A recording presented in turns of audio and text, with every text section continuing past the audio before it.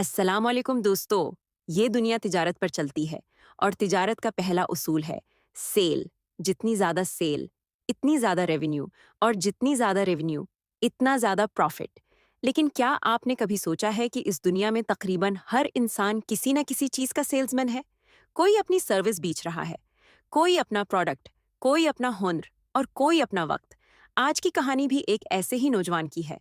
एक ऐसा नौजवान जो कतर में सिर्फ गाड़ी नहीं चलाता था, बल्कि अपनी गाड़ी को एक छोटी सी दुकान, एक मोबाइल शोरूम और एक मार्केटिंग मशीन बना चुका था। ये कहानी है एक ऐसे शख्स की जिसने ड्राइविंग से अपनी ज़रूरियात पूरी की, सेल्स से अपनी सेविंग्स बनाए और इन्वेस्टमेंट से अपनी दौलत खड़ी की। और यही मुसलसल मेहनत, सही प्लानिंग और कई साल की इन्वेस्टमेंट के जरिए इसकी मजमूई दौलत तकरीबन 40 करोड़ रुपए तक पहुंच गई। लेकिन इस कहानी का असल राज 40 करोड़ नहीं है। असल राज ये है कि उसने एक ही काम से दो आमदनियां पैदा की। एक आम ड्राइवर, लेकिन सोच गैर मामूली। इस नौजवान के पास कतर का ड्राइविंग लाइसेंस था और अपनी गाड़ी भी। वो ऊबर के जरिए लोगों को पिक एंड ड्रॉप करता था। कभी कोई ऑफिस एम्प्लॉई उसकी गाड़ी में बैठता, कभी होटल का कस्टमर, कभी कोई शॉपकीपर, कभी कोई बिजनेसमैन और कभी कोई आम मुसाफिर। बाहर से देखने वाला यही समझता था कि ये शख्स सिर्फ एक ड्राइवर है, लेकिन हकीकत में इस गाड़ी के बैक ट्रंक में एक और दुनिया आबाद थी। वहां सिर्फ सामान नहीं था, वहां इसके मुस्तकबल का ख्वाब रखा था। गाड़ी का बैक ट्रंक, एक छोटी सी दुकान। इस नौजवान ने अपनी गाड़ी के बैक ट्रंक में मर्दों के रोजमर्रा इस्तेमाल की मुख्तलिफ एक्सेसरीज के सैंपल्स रखे हुए थे। मिथलन sunglasses, wallets, card holders, belts, caps, hats, beanies, bracelets, rings, necklaces और chains, cufflinks, tie clips, ties, pocket squares, suspenders, watches, perfumes, key chains, car perfumes, phone holders, charging cables, power banks, beard और grooming kits, small bags और umbrellas. लेकिन वो हर customer पर जबरदस्ती cell नहीं करता था। ये उसकी पहली बिजनेस स्ट्रैटेजी थी। जब कोई कस्टमर गाड़ी में बैठता, तो वो बड़े आराम से पूछता, brother, I have some men's accessories in my car. If you are interested, I can show you some samples.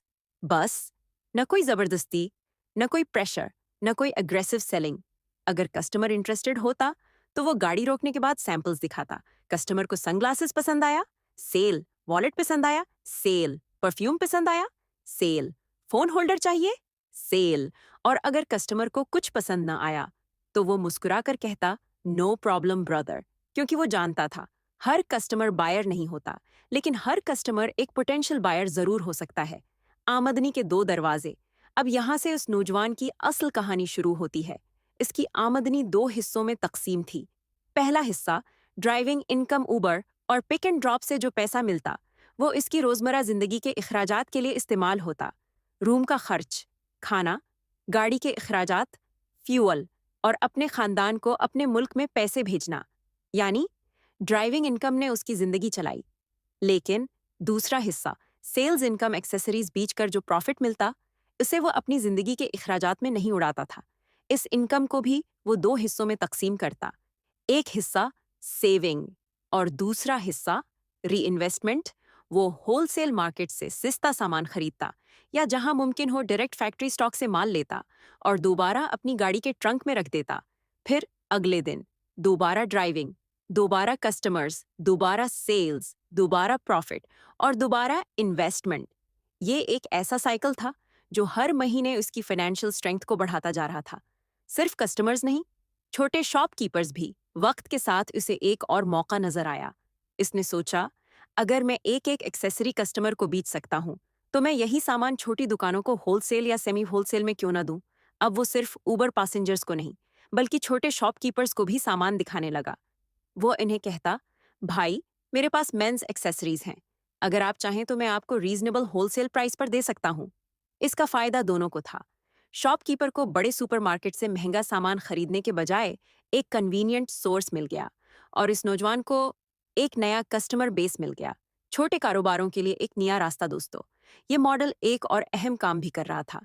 ये बड़े हाइपरमार्केट्स और सुपरमार्केट्स की मोनोपोली को कम करने में मदद दे रहा था, क्योंकि हर छोटा शॉपकीपर बड़ी क्वांटिटी में डायरेक्ट इंपोर्ट नहीं कर सकता। हर दुकानदार के पास वॉर हाउस नहीं होता। हर दुकानदार फैक्ट्री से डायरेक्ट परचेज नहीं कर सकता, लेकिन एक छोटा डिस्ट्रीब्यूटर, एक ड्राइवर, एक सेल्समैन इस गैप को फिल कर सकता है। वो होलसेल मार्केट या फैक्ट्री स्टॉक से सामान खरीदता, छोटे शॉपकीपर्स तक पहुंचाता और शॉपकीपर अपने कस्टमर्स को वही प्रोडक्ट्स फरोख्त करता। यानी एक शख्स की मेहनत से कई छोटे कारोबारों को फायदा पहुंच सकता था। और फिर उसने इंटरनेट को भी अपना सेल्स मीन बना लिया। लेकिन इस नौजवान की सोच यहां भी नहीं रखी। उसने देखा कि लोग यूट्यूब शॉर्ट्स और टिकटॉक पर मुख्तसर वीडियोस देखते हैं, तो उसने एक्सेसरीज की मार्केटिंग के लिए शॉर्ट वीडियोस बनाना शुरू कर दें। कभी वह एक खूबसूरत वॉच दिखाता, कभी सनग्लासेस, कभी वॉलेट, कभी परफ्यूम, कभी मेंस ग्रूमिंग किट और कभी कार एक्सेसरीज। लोग वीडियोस देखते, कमेंट्स करते, मैसेजेस करते और बाज औकात ऑर्डर्स भी आते। अब उसकी एक और इनकम स्ट्रीम बन गई, ड्राइविंग, फिजिकल सेल्स और ऑनलाइन मार्केटिंग। इसके अलावा अगर उसके चैनल पर ऑडियंस बनती गई तो उसे ब्रांड प्रमोशंस और एडवर्टाइजिंग से भी रेवेन्यू हासिल होने लगा। अब एक ही प्रोडक्ट गाड़ी में भी फरोख्त हो रहा था, दुकान पर भी और इंटरनेट पर भी। लेकिन असल कामयाबी प्रोडक्ट्स में नहीं थी, असल कामयाबी इसकी सोच में थी। वह हर रात अपने आप से एक सवाल करता, मैंने आज कितना कमाया? लेकिन उससे ज्यादा अहम सवाल ये था, मैंने आज कितना महफूज किया? और इससे भी ज्यादा अहम, मैंने आज अपने मुस्तकबल के लिए क्या खरीदा? वो अपनी कमाई सिर्फ खर्च नहीं करता था, वह अपने पैसे को एसेट्स में तब्दील करता था। साल में एक बड़ा फैसला, साल खत्म होने से पहले वो अपने मुल्क में इन्वेस्टमेंट का मंसूबा बनाता। कभी प्लॉट, कभी छोटा घर, कभी शॉप और कभी अपार्टमेंट। वो ये नहीं देखता था कि आज मुझे कौन सी चीज अच्छी लग रही है, बल्कि वो सोचता, आज अगर मैं ये प्रॉपर्टी खरीदूं तो 10 साल बाद उसकी वैल्यू क्या हो सकती है। यही फर्क है स्पेंडिंग और इन्वेस्टिंग में। एक शख्स पैसा खर्च करके खुश होता है, दूसरा शख्स पैसा लगाकर मुस्तकबल खरीदता है। प्रॉपर्टी ने उसके पैसे को कई गुना कर दिया। मिसलन फर्ज करें उसने 10 साल पहले एक 10 मारला हाउस तकरीबन 50 लाख रुपए में खरीदा। आज अगर इसी प्रॉपर्टी की मार्केट वैल्यू तकरीबन 2 करोड़ रुपए हो जाए तो सिर्फ प्रॉपर्टी की वैल्यू में बहुत बड़ा इजाफा हो चुका है। इसी तरह फर्ज करें उसने तकरीबन 9 साल पहले एक प्लॉट 20 लाख रुपए में खरीदा और आज उसकी वैल्यू 2 करोड़ रुपए हो चुकी है। यहाँ एक बहुत अहम बात समझने की है, वो सिर्फ प्रॉपर्टी खरीद नहीं रहा था, वो टाइम खरीद रहा था। क्योंकि अच्छी जगह पर सही वक्त पर की गई इन्वेस्टमेंट वक्त के साथ कंपाउंड हो सकती है। और यही वो स्ट्रैटेजी थी जिसने उसकी बरसों की मेहनत को कई गुना बढ़ाने में मदद दी। अब आते हैं सेल्समैन के 5 गोल्डन रूल्स पर। अगर आप भी ड्राइवर हैं, शॉपकीपर हैं, फ्रीलांसर हैं, स्टूडेंट हैं या कोई छोटा बिजनेस शुरू करना चाहते हैं, तो सेल्स के ये 5 उसूल याद रखें। गोल्डन रूल नंबर 1, पहले रिलेशनशिप फिर सेल। कस्टमर को सिर्फ अपनी सेल का जरिया न समझें, इससे इंसान की तरह बात करें, इसकी जरूरत समझें, इसकी बात सुनें। क्योंकि लोग हमेशा प्रोडक्ट नहीं खरीदते, अक्सर लोग ट्रस्ट खरीदते हैं। अगर कस्टमर आप पर एतमाद करेगा तो वो आज नहीं तो कल आपसे जरूर खरीद सकता है। गोल्डन रूल नंबर 2, कस्टमर की जरूरत समझें।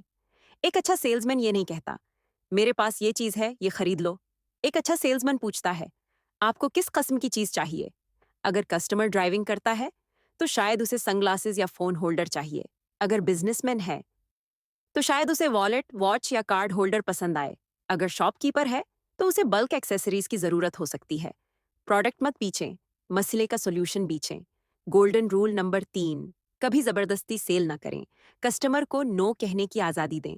अगर वो कहे नो थैंक यू तो जवाब दें, नो प्रॉब्लम ब्रदर। क्योंकि आज का नो कल का यस हो सकता है। एक अच्छा सेल्समैन कस्टमर को भगाता नहीं, कस्टमर को वापस आने की वजह देता है।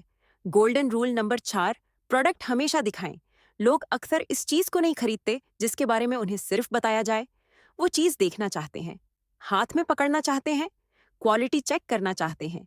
इसीलिए इस नौजवान ने गाड़ी में सैंपल्स रखे, कस्टमर ने सनग्लासेस देखे, वॉलेट हाथ में पकड़ा, वॉच पहनकर देखी, परफ्यूम टेस्ट किया, तो खरीदने का अमकान बढ़ गया। Seeing is believing. Golden rule number 5, profit को दोबारा बिजनेस में लगाएं। ये शायद सबसे अहम उसूल है। अगर आपने आज 1,000 रुपए प्रॉफिट कमाया और पूरे 1,000 रुपए खर्च कर दिए तो बिजनेस वही रहेगा। लेकिन अगर आप प्रॉफिट का एक हिस्सा दोबारा स्टॉक में लगाते हैं तो अगली बार आप ज्यादा स्टॉक खरीद सकते हैं। ज्यादा स्टॉक, ज्यादा प्रोडक्ट्स, ज्यादा कस्टमर्स, ज्यादा सेल्स और ज्यादा प्रॉफिट। प्रॉफिट को सिर्फ खर्च ना करें, प्रॉफिट को अपने लिए काम करने दें। एक गरीब ड्राइवर के लिए सबसे बड़ा सबक दोस्तों, मुमकिन है इस वक्त किसी कतर के ड्राइवर के पास बड़ी दुकान ना हो, न बड़ा ऑफिस, न बड़ा वॉर हाउस, न लाखों रुपए का इन्वेस्टमेंट, लेकिन उसके पास एक चीज जरूर हो सकती है, एक गाड़ी। और अगर उसके पास गाड़ी है तो वो सिर्फ ट्रांसपोर्टेशन का जरिया नहीं, बल्कि एक मोबाइल बिजनेस भी बन सकती है। वो अपने ट्रंक को छोटा शोरूम बना सकता है, अपनी ड्राइविंग को कस्टमर नेटवर्किंग बना सकता है, अपने कस्टमर्स को पोटेंशियल बायर्स बना सकता है, अपनी सेल्स को सेविंग्स बना सकता है, अपनी सेविंग्स को इन्वेस्टमेंट बना सकता है, और अपनी इन्वेस्टमेंट को फ्यूचर वेल्थ बना सकता है। आखिरी पैगाम याद रखें, गरीब आदमी और अमीर आदमी में हमेशा पैसे का फर्क नहीं होता, कई दफा सोच का फर्क होता है। एक शख्स कहता है मैं सिर्फ ड्राइवर हूं, दूसरा शख्स कहता है मैं ड्राइवर भी हूं, सेल्समैन भी, मार्केटर भी और इन्वेस्टर भी। एक शख्स दिन खत्म होने पर सिर्फ ये सोचता है आज मैंने कितने घंटे काम किया, दूसरा सोचता है आज मेरे काम ने मेरे मुस्तकबल के लिए क्या बनाया। और यही फर्क एक दिन दौलत का फर्क बन जाता है। अगर आपके पास गाड़ी है तो उसे सिर्फ इनकम का जरिया न समझें। अगर आपके पास कोई स्किल है तो इसे सिर्फ जॉब के लिए इस्तेमाल न करें। अगर आपके पास थोड़ा सा सरमाया है तो उसे सिर्फ खर्च न करें। और अगर आपके पास ख्वाब है तो उसे सिर्फ ख्वाब न रहने दें, छोटा शुरू करें। रोजाना कुछ बचाएं, कुछ री इन्वेस्ट करें, सही जगह इन्वेस्ट करें, और सबसे बढ़कर मुसलसल काम करते रहें, क्योंकि दौलत अक्सर एक दिन में नहीं बनती, दौलत बनती है एक छोटी सेल से, एक छोटी सेविंग से, एक सही इन्वेस्टमेंट से, और फिर सालों की कंसिस्टेंसी से। यही एक आम ड्राइवर की कहानी थी, जो सिर्फ गाड़ी नहीं चलाता था, वो अपने मुस्तकबल को भी ड्राइव कर रहा था। और शायद आप भी आज से अपनी जिंदगी की डायरेक्शन बदल सकते हैं। शुक्रिया। अगर आपको ये कहानी पसंद आई हो तो वीडियो को लाइक करें, चैनल को सब्सक्राइब करें, और ये वीडियो ऐसे शख्स के साथ ज़रूर शेयर करें जो मेहनत तो बहुत करता है, लेकिन अपनी मेहनत को कारोबार और इन्वेस्टमेंट में तब्दील करना अभी नहीं सीख पाया। इख्तितामी पैगाम, एक नई शुरुआत। अगर इस वीडियो की कोई एक बात भी आपके दिल तक पहुंची है, अगर इस वीडियो ने आपको एक लम्हे के लिए भी सोचने पर मजबूर किया है, अगर आपके दिल में ये ख्याल आया है कि हाँ, मुझे अपनी ज़िंदगी में कुछ बदलने की ज़रूरत है, तो इस एहसास को सिर्फ इस वीडियो तक महदूद न रखें, उसे अपनी ज़िंदगी का हिस्सा बनाएं। क्योंकि इल्म तभी कीमती बनता है जब वो हमारी ज़िंदगी बदलना शुरू करे। और याद रखें, ज़िंदगी बदलने के लिए हमेशा किसी बड़े माजिज़े की ज़रूरत नहीं होती।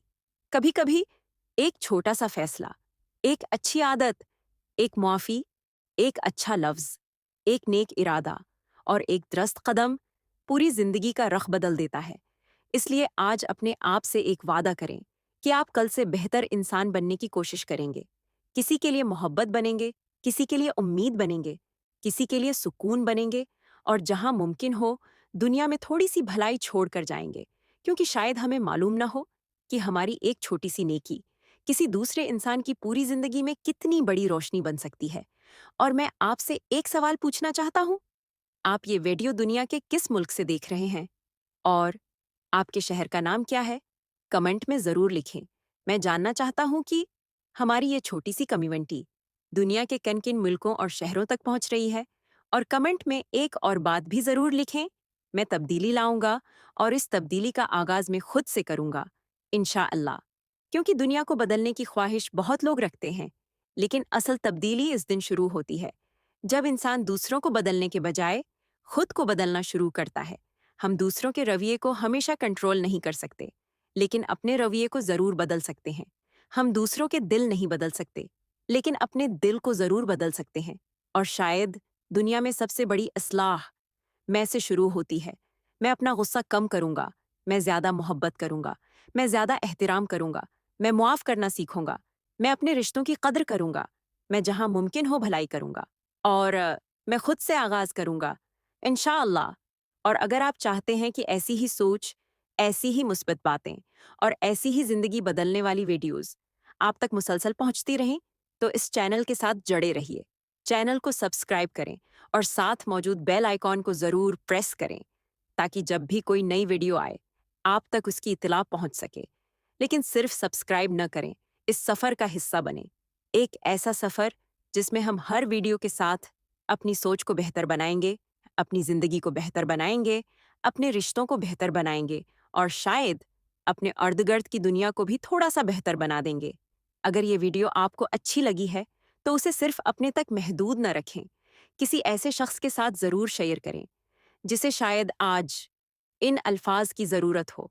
हो सकता है आपके लिए ये सिर्फ एक वीडियो हो, लेकिन किसी दूसरे इंसान के लिए ये इसकी ज़िंदगी का एक अहम लम्हा बन जाए।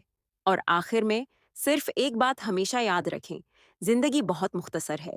इसे नफ़रत में ज़ाये न करें, इसे हसद में ज़ाये न करें, इसे अना में ज़ाये न करें, इसे दूसरों को नीचा दिखाने में ज़ाये न करें। मोहब्बत करें, मुआफ़ करें, एहतराम करें, सीखें, आगे बढ़ें और जहाँ जाएं अपने पीछे नफरत नहीं, मोहब्बत छोड़कर जाएं, क्योंकि एक दिन हम सब ने इस दुनिया से चले जाना है। लेकिन सवाल ये नहीं होगा कि हमने कितनी दौलत जमा की, हमने कितनी शहरत हासिल की, हमने कितने लोगों को शिकस्त दी।